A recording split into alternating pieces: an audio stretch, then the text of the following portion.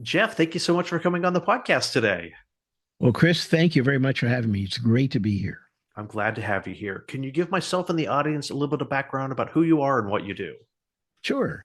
My name's Jeff Rich, and I am the executive director of the Identity Defined Security Alliance. We're a nonprofit focused on raising the level of awareness of identity and identity security. And they are two different components, which I'm guessing we might talk about a bit today Yeah, and how they intermingle. The nonprofit's been around for about 6 years. I've been here a little over 2 years. And prior to that, I did a number of things, but I'm guessing we're going to get into it. But this is what I do, and we just recently completed our annual Identity Management Day, which is a 21-hour event around the world. nice. We'll talk a little bit more about what that is and what it'll be like next year. Mhm. So what is your background with security and identity? So I took what I consider a very direct route to get here. I haven't found anyone that agrees with that assessment yet, because I started in school with physics and astrophysics, Okay, and I actually taught in a planetarium. And now you know someone that has. nice. I'm trying to And think. I may actually know someone else who has. I know uh, two. it's a rarity. There aren't many people that would have done that. And then I made the logical leap into law enforcement. Now I had worked with campus police and campus security through school, so it wasn't that much of a real leap to get involved with the municipal department. Did some of that and was convinced that the right thing to do for me with my degree and background was to go do something that didn't involve catching bullets. Yeah, I was effective enough at that, but they said, "You have your degree. Why are you doing this?" So I went back to school. This is in Massachusetts with the intent of getting down somewhere between Texas and Arizona. I ended up in Texas and been there ever since in the 70s. Um, I was to start the security program at EDS, but they delayed it once they hired me. So I went to ARCO. If anyone's on the West Coast, they know what the ARCO brand is. Everyone else is wondering what I'm talking about. It's an petroleum company who actually, the brand is now owned by Marathon, but it's strictly West Coast. So started the security program there, was there about 14 years. As ARCO broke up, left to start a security program at Dell Computers. Went from there to starting a security program at a financial services company. If you haven't picked up a theme on starting security programs yet, then after that, started a security program at Rackspace, a few other hosting companies. For a few years, I was director of a research center at UTSA, University of Texas, San Antonio, focused on cloud security. And I've been in the nonprofit space for about 3 years, and I like it. If for no other reason, I'm not on call. yeah. And anyone who's been in IT long enough or any kind of technology long enough has had to do 2 a.m. Take 2 a.m. phone calls. Mm-hmm.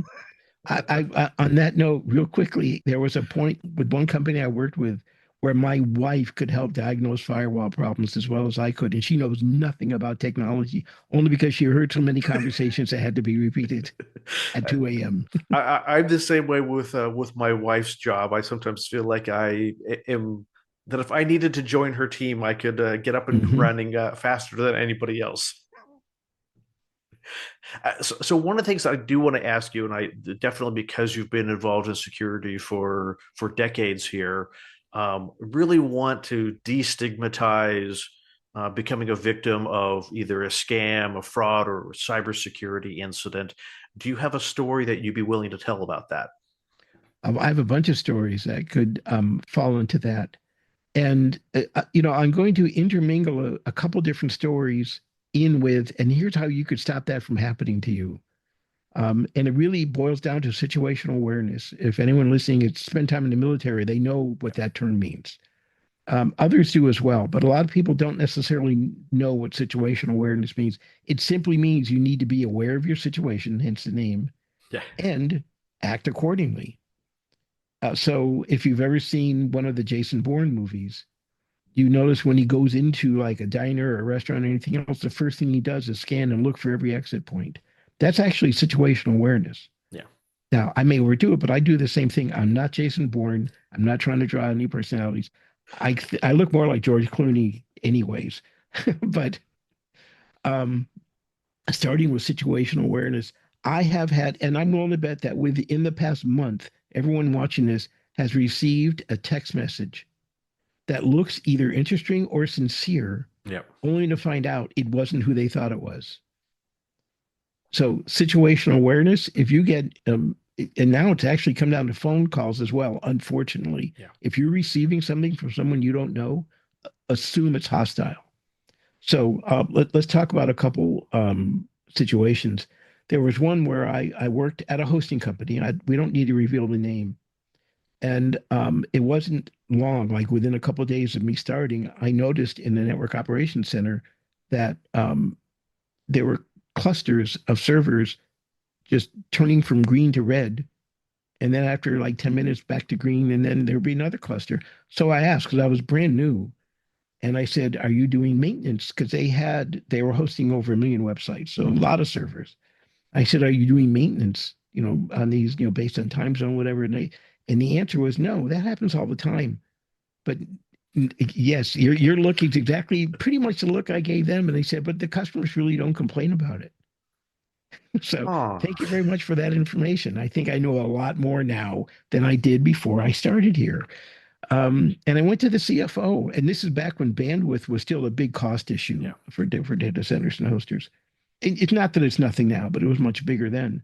So I said, so what's the size of a discrepancy between what you're paying for bandwidth and what you're selling? And he said, funny you should mention that because I'm looking at this now and I can't figure out where all this bandwidth is going. And I said, I think I know where we can start looking. Now that started what ended up being a 5 month event, Oh, wow. a 5 month incident, where they were not only stealing bandwidth, but they were taking over customers' websites. And even when we did a complete wipe and gold disk image reboot, within 10 minutes they were back, Ooh, which that's means, scary. yeah, the gold disk was compromised as well. So now we're looking at, so there's 1 million websites. Are we going to be able to manage some sort of maintenance on all of them and be able to protect it? And we decided then at the time, perimeter security was still relatively new, that we had to just beef up our perimeter first and see if they can get through that. We eventually succeeded in doing that.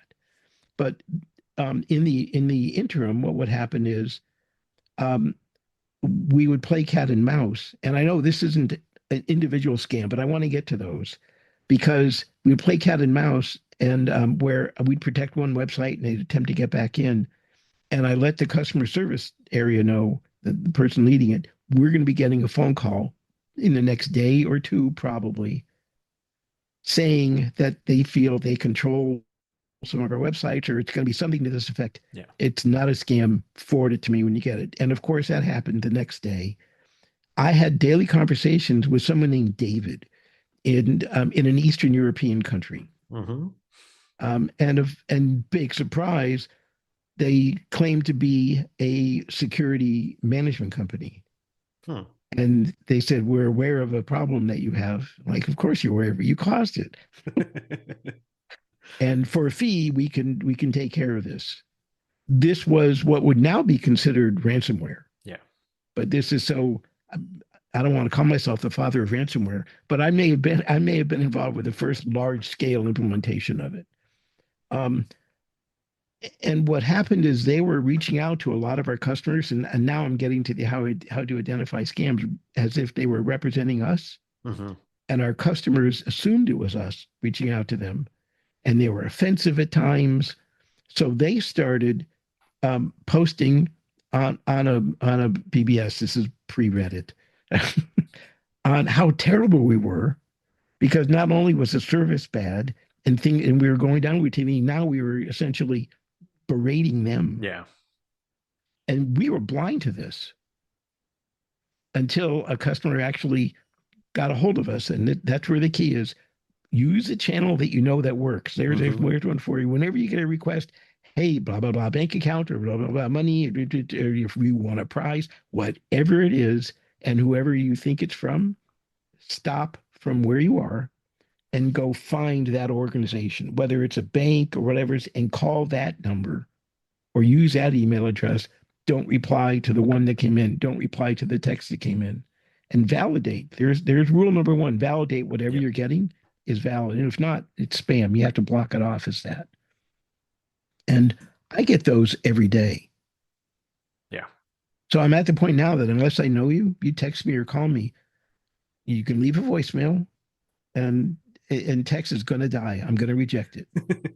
And I actually recommend everyone do the same, which may sound antisocial, but it is going to be, I think, in the long run, the only way people can get in front of this. I had another case, business email compromise. I'm going to talk about that. So there, spoiler alert, I gave away the ending of it. I was on a consulting gig, and the organization wanted me to come in and recommend a cybersecurity framework.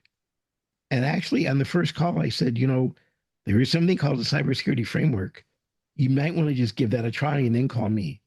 Yeah. But they said, no, no, no, we want you to come into a recommendation. Like, fine, I'll go in and recommend the cybersecurity framework. I'm fine if you want to pay me to do it, right?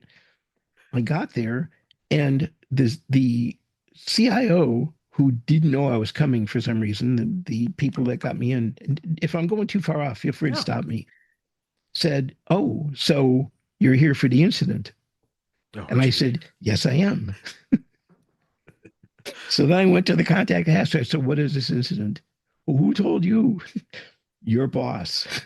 Okay. So we probably need to close the loop here. And he goes, well, I wasn't going to really bring you in on that, but let's talk about what it was. And quick to the close to the end on that, they found out one of their customers paid a $2 million invoice. Yeah. Yep, exactly. But it didn't go to them. And the reason they found out is they sent the invoice to the customer, who then immediately called and said, I already paid this invoice. Why are you sending it to me again? In fact, I have confirmation. I have the transaction ID right here that it was accepted. And they looked at it and without getting a lot of details, they really didn't know what it all meant. They didn't recognize that it was a SWIFT transaction, which means it left the country. Yeah. And of course, it went to PRC. But the CEO wanted to fire the entire IT team. And when I asked, They didn't do anything wrong. It wasn't an IT issue. yes, but it took me a few days to convince him of that. And what happened was it was a business email compromise where they created a domain that was one character different that looked very similar. They got a hold of what their invoices looked like. The invoices were sent from individual accounts, so they just spoofed a reply to as a different one for the email. They were able to send what looked like a legitimate email with what looked like a legitimate, but the difference was please forward payment to, and they put an account number in. So they were scammed and they really didn't even know it. Yeah. So when I had a discussion, he said, so what technology can I buy to prevent this? I said, none. Nothing here. To your point, there's nothing IT could have done technologically to prevent this from happening. So here's another case of be situationally aware. The recommendation I gave was, and I said, you're going to be disappointed in this. Contact each one of your customers and say, here is our payment information. Anytime you see any change from us on this, don't pay it and call our number directly Yep. and assume it's a scam. And he said, well, what if someone pays it anyways? Well, first of all, it's on them, not you, because you've already told them don't do this. And then he said, so how do I get my $2 million back? I said, gone. And it was never yours, technically. Yeah. And he said, well, what do I do with my customer? And I said, well, that's completely up to you. You can either eat the 2 million and keep their goodwill, or tell them it's already been played, thank you, and they're never going to do business with you again. That's Yeah. completely up to you. So it's not very different than an individual scam where, and I'm not subject to this, but I actually read one this past week where there was an AI generated voice, which is easy to do, Yeah. that it wasn't the grandparent. It was, I think, a brother Mm.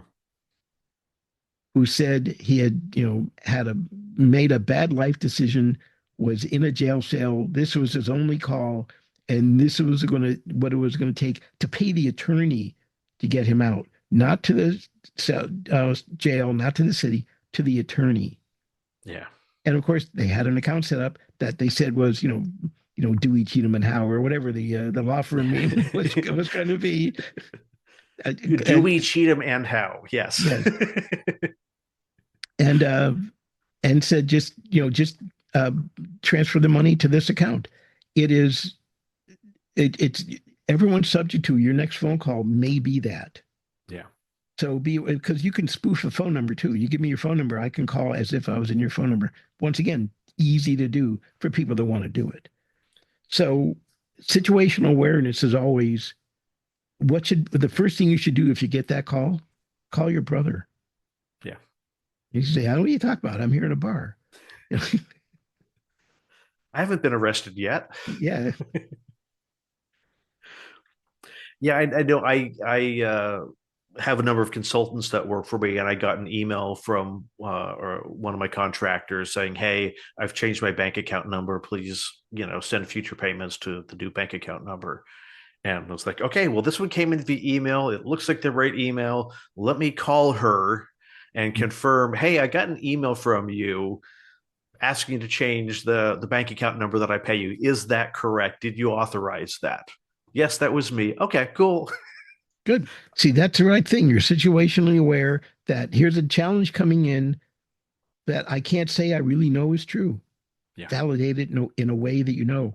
Now what we're getting into, and I think if we shift to identity in particular, how do you know that that was the individual you were talking to? I mean, Yeah. did you ever meet her? Have you No, just I've never met her in person. okay? So how did you validate that it was her? For the phone call? Hmm. It was the assumption that it was very unlikely that both the email and the phone were compromised. Okay. And was your email indeed compromised? No, her email was not compromised. It was Okay. it was it was legitimate. Well, I guess in theory, it was a legitimate email from her saying, "Yes, I did change my bank account." Oh, of course, yeah, because Yeah, yeah, it was a good request. yeah, But you did all the right things, and even if it was a slight annoyance to her in the yeah. long run, she's going to be happy you called. Yes, and she's very well aware of the content that I produce, and was Hmm. in some extent expecting the phone call. Yeah, because you did not want to turn into easy prey. Yep. Okay, I'll send you the bill for that. I appreciate that, but Hmm. I won't trust that it actually came from you until we talk on the phone. Exactly. Yeah, here's my account number. It's So is our concept of identity now what it has historically been, or have we always had kind of a good semblance of what identity really is? so I think our identity is the same it's always been. There's a couple new components, certainly, and everything that happens with it happens faster. So if you go back to the 50s or 60s, most people in the US had at a minimum a social security number. So there's your carbon-based entity that you have, and now you have a social security number, Yeah. which is not to be used for identification, but always is, Yes. right? Or it is diminishing. It's less than it used to be. When I was in college, my college ID, the number that the college used and printed on your college ID card was the social security number. And for a long time, the military printed your social security number on your equipment. Yeah. Oh, gee. So yeah. So yeah, that it was out there. It was used for identity. So there's a portion of identity that may or may not relate to your carbon-based identity. Most people have a bank account. Ooh, there's a number. You may even have an account at a store that you trade in. If you go to school, you have some sort of identifier. Even if you go back 60 years, Yeah. now going back 100 years, different. But even in that situation, your identity wasn't as simple as everyone would like to think it was back then. Now we have some additional components, but we also have additional tools that we can use to manage those components. Because I mentioned that recently we had our Identity Management Day, and the theme for Identity Management Day 2025 is existential identity, Okay. which should make you think, which is the reason we had that. And we had a lot of presentations on what existential identity might mean to a certain individual or corporation. Because your identity, even though it's still based in the carbon based unit that you look at in the mirror every day, but it's also your ID at work. It's your ID you use for your personal email. It's your Meta account. It's your Google account Yep. that you have, and at Amazon and Temu and everything else where you may be shopping. Anything you do online, Hulu, every streaming, each one of those has an account. Yeah. Now they all may look the same, which I would recommend you not do. When they say it must be your email address, there are times you should be able to say, I don't want to use my email address. Or if you do, it's easy to get multiple email addresses. Yeah. For the record, I'm down to 12. That's it. Yes. Oh, I had a lot more before, but it can be a challenge to manage. But I have email addresses, like I have an email address that I use for financial transactions that I never use for anything else. Yep. So if it ever shows up on anything, I can call a financial institution and say, why did this information get Yeah. out? Why am I getting this? And then change it. But I'm probably more paranoid than most. I should be. That's my job, right? Yeah. Um, so I think people can help protect themselves now with all the new different facets of identity by using that to their advantage, such as using an email account for financial transactions and never use it for shopping online, Yeah. never use it for browsing. Now, what's different, because the question was what's changed over the years, is identity theft occurred in the 50s and 60s, and certainly in the 70s, and then it really started ramping up. And my point was identity theft was occurring where someone can get social security number, driver's licenses were easy to another form of identity, were Mhm. easy to duplicate back then. In fact, my first driver's license was a piece of paper without a picture. Oh, wow. I'm old, right? And I think I still have it. But even then, you get enough of those that could be duplicated by a fraudster, and they become you. Yeah. Add credit card number information as time goes on. So even though there's more of it, it really hasn't changed, but it happens much faster now. People can do it in bulk. Mhm. So that's where your defenses need to be. It's, identity theft and protecting your identity is not a new concept, but you need to be aware that the playing field is completely changed and everything is faster. So you have a question, I can Yeah, tell. yeah, yeah. So I'm curious if like we talked a little bit about this before we started recording. What do you do in situations where or maybe not what you do, but what is kind of the solution or the pathway where I've created an account with some set of identity credentials, Hmm. and someone else has then now come in and claimed to be me and presenting different credentials. If there's no like how do we determine like whose credentials are legitimate and who like was I the fake person who set it up, or was I a real person who set it up, was the person who's calling in and trying to claim that they got locked out of the account and are submitting extra documents to get back in, you know if they're submitting documents that the company didn't already have on file, Hmm. how do you then deal with the disparity in documents between two people claiming to be the individual? So my answer is going to depend on what sort of environment it is. If it's a bank, consider getting an attorney. Yeah. If it's an online browsing site, I would say that's something you can probably manage Yeah. yourself. So there's different scale. There's a spectrum there of what the problem is. But if someone's trying to impersonate you, your challenge should be to whoever is receiving it, because there's now two victims, by the way. Yeah. There's you and that organization that you've been dealing with. You should have set up, I would assume, some sort of, well, I shouldn't say you should have. If the organization was concerned about security, they would have said, here's your identity. Yeah. And should anything ever break, here's how this is our fail safe to get in, whether it's a passcode or a PIN or a phone number, predetermined phone number that they're going to call. And there's a lot of different mechanisms for doing that, don't have to be expensive. Assuming that wasn't in place, I would then consider saying to the organization, it's time to play King Solomon now. Yeah. You have to decide which one of us is real and determine what criteria you're going to use, and then apply that across every customer you have. Yeah. And that's why sometimes you need an attorney, because sometimes the same words have a lot more oomph if Esquire is at the end of the name Yes. of the person that says it, right? But I think it really boils down to putting the onus on the organization that's willing to accept the bogus um, credentials. The first thing you do is what I recommend is say freeze all activity. I don't want to be able to do anything. Freeze my accounts, whatever money there, Yeah. freeze everything until we get this settled. A good organization will do that. An organization that doesn't do that deserves to lose you as a customer. And that's using the Solomon identity, the Solomon scenario. Most scammers are not going to go to the bank and say, "Yeah, freeze the account while we sort this out." Right. Just like the mom who's like, no, let's not chop up the baby. Mm-hmm. The scammer will not be the one who's going to offer that statement.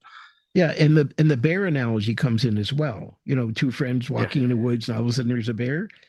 Same thing. The scammer, once they realize this is going to take more time and effort, they'll drop it.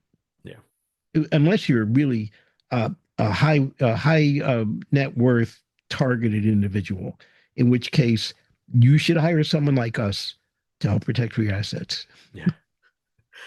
And don't keep them all in one place. Exactly.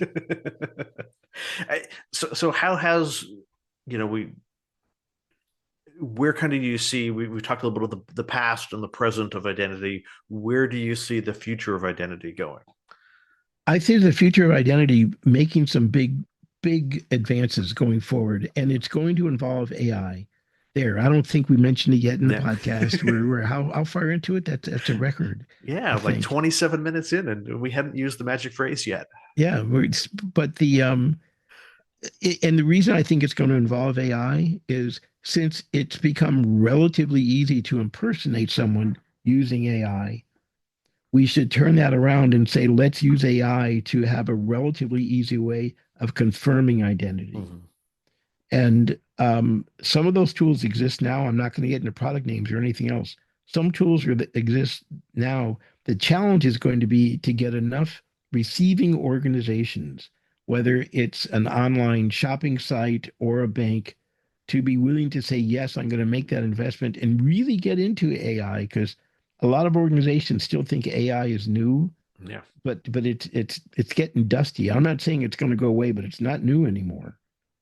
And, Now, what is new, however, so go ahead. Yeah. isn't that one of the challenges? Is kind of that getting traction on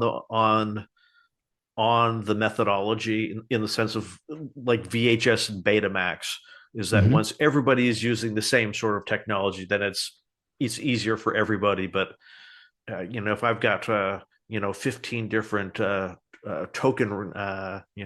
tokens that I have on my keychain, one for every different entity, as opposed Hmm. to an authenticator app.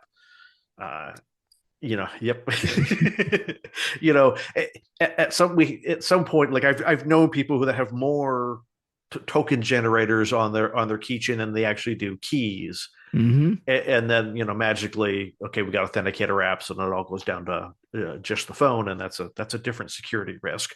Um, Yes, it is. It's an advantage and a risk, but I see nothing wrong other than the logistics of it with having multiple keys because the key to the situation isn't how do we get down to one because now you're concentrating your risk and yeah, that may not be such a great idea all the time, but that's one of the reasons I have multiple ones, but rather find a way to consolidate or aggregate how you can use that to validate in one way mm-hmm. and have the different tokens generated out to the different organizations that need it. And I would offer if there's going to be an app that really makes it, that really blows up identity in the next 5 years, it's going to be an aggregator that says, I can take every single key you have, let's plug it in, register it. There's a confirmation of Yeah, identity and everything that happens before. Now, every time you're going to go to this site, instead of having to have your key, I can generate that same for you. RSA actually was the first to premiere this. They mm-hmm. were the one of the first tokens, and the way it works is every 60 seconds the Yeah, six digits change. And then they said, we don't need to have hardware, which was a great high margin device for them, but they went to software tokens Yeah. and eliminated the need for hardware, or you could keep the hardware but always use the software tokens. The app that can do that for um, whether it's using OAuth or what's going on with I can duplicate every YubiKey, whatever it's going to be, I think that's going to be a killer app in the identity space in 5 years. Yeah. So that's going to make that easier, I think. Yeah, you have authenticator apps as well, Yeah. and it's going to be a neutral one that's going to work there. Nothing against Microsoft or Google, but it's going to have to be an authenticator app that says I'm an authenticator app. I don't sell anything else. Yeah. Because if you don't trust Google, why would you trust their authenticator app? Yeah, In a sense, but beyond that is they have an independent organization, doesn't have alliances and exactly. whatnot. And nothing against them. Microsoft and Google actually do a fine job with their authenticator apps.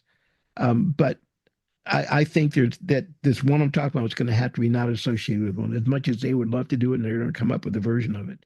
And that's good. The second thing I think that's going to come up is, and go ahead and laugh at this, it's going to take 10 years before this happens. I think we're going to have DNA-based identity. 10 years ago, I probably would have laughed at you, but I'm not laughing now. Yeah, Well, maybe I am, but I'm not. I'm not up to the chip in Yeah. the head yet. Yeah. All right. And I'm not certain, I'm not going to predict when that's going to happen. But here's something else for all the everyone listening to this can consider. If you use 23andMe, your DNA information is about to be sold. Yep. I'm not saying it's evil and I'm not saying it's wrong, but it is going to happen. So you have to consider the ramifications of who's going to buy that and what are they going to do with it, because you can't change your DNA. Yeah. You're going to have to get back to a oh man, it begins with a C, CRISPR. You're going to need a CRISPR app, and then you're going to have to go back in time. So you need a time machine and a CRISPR app. Do that, you're in good shape. But beyond that, you can't change your DNA. So, with that information being sold, you have to consider, is that a risk you're willing to take, or do you want to confirm that it's deleted off the app before it's sold? Yeah. Once again, nothing against 23andMe, but this is a fact, and they will admit it. They're saying, trust us, we're going to go to worthwhile, a good source. We'll see. Yeah.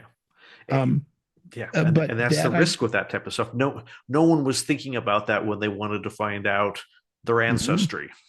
exactly, because it was a good concept, good way for them to make money, and everyone's intentions were noble with it, but it didn't work out that way yet. It still may still be good, but I believe there's going to be a way to have a DNA registry, and I think that's going to be used because you can get DNA off. I can put my index finger on a fingerprint reader, and that could be obviously modified and Yeah. replaced with a DNA reader, and it doesn't take long to match. You don't have to do a full analysis. You're not going to find out people's ancestors. You just want to say, does this match what I have on record? Yeah. I wonder if it's too easy to get somebody's DNA. Well, it all boils down to ones and zeros Yeah. when you're done with it. So technically, you should be able to do this. You can duplicate someone's fingerprint because it all boils down to the minutia. But the question is, can you duplicate it in a way that can be read in 3D? Yeah. And that's what readers can do right now. The same with your face, facial recognition. The reason you have to look left and right and up and down when you do a facial recognition initialization is they don't want to be able to just take a picture. They want to say, turn your head. Is this contour the same? Are your ears the same size when you turn different ways? And I was just blocking the mic. Sorry.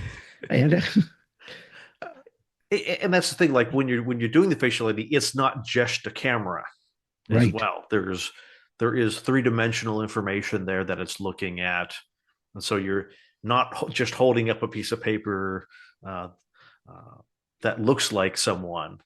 There actually needs to be the three dimensions of that person. Yeah, and the dimensions need to be consistent. You can't just put a mask on. Although there's been cases where a mask can fool some facial identity Yeah. because they're not doing a good enough job of really analyzing all the different angles that occur.